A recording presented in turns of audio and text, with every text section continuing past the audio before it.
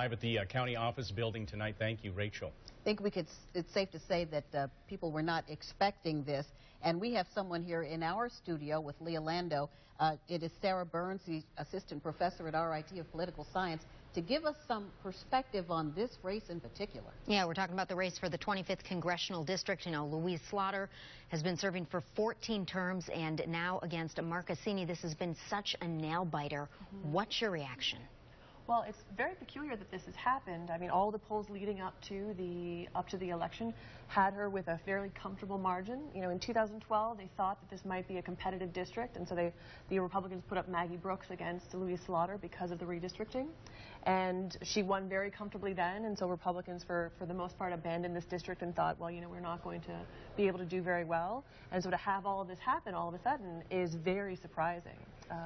So it's possible that because it's an anti-establishment and anti-incumbent year, then, you know, Louise Slaughter suffered from that a little bit.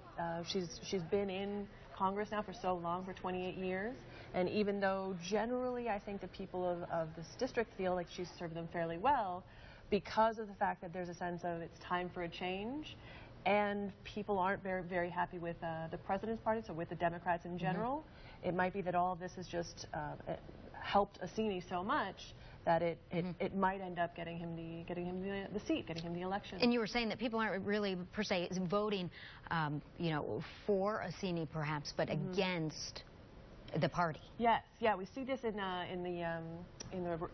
the race for the governor, because many of the people who were saying they were going to vote for Astorino said that they were actually voting against Cuomo. So I think the number was 7% of people who were voting for Astorino were voting against Cuomo, whereas 75 or 76% of people who were voting for Cuomo were voting for him to say that they liked his policies and they wanted him to keep on going. What can you tell us? What about Assini? He's right now the current Gates town supervisor.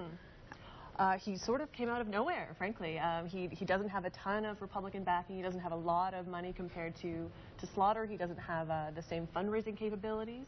And so for him to mount this much of a campaign against her is very impressive and very surprising.